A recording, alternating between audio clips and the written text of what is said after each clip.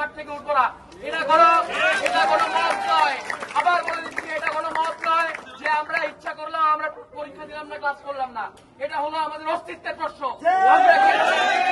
11 বছর পরেও আমরা যদি আমাদের বাবা মার কাছ থেকে টাকা নেওয়া লাগে এবং যদি আমাদের ভাতা বেতন না বাড়ানো হয়, আমরা কি দিয়ে খাবো? রয়েছে যারা পেশাজীবীরা রয়েছে, তারাও কিন্তু অনেক ক্ষেত্রে তারা আমাদের চেয়ে অনেক বেশি ইনকাম করে।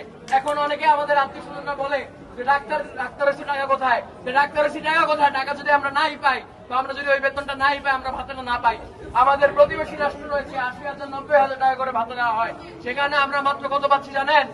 35,000 টাকা। এটা কি হয়? এটা কি হয়? আমাদের কি করতে হবে? আমাদের আন্দোলনে আমাদের অটল থাকতে হবে। আমাদের সেবা 54, 55, 56, 57 আমাদের দেখেই শিক্ষা নেবে, বাকি সব মেডিকেল। আমরা কেন সেবাচিম ঢাকার মুখী হয়ে থাকবো যে ঢাকা কি করে সেজন্য আমরা দেখবো? আমরা সেবাচিম হবে একটা রোল মডেল আন্দোলনের এবং আন্দোলনের। ধন্যবাদ সবাইকে।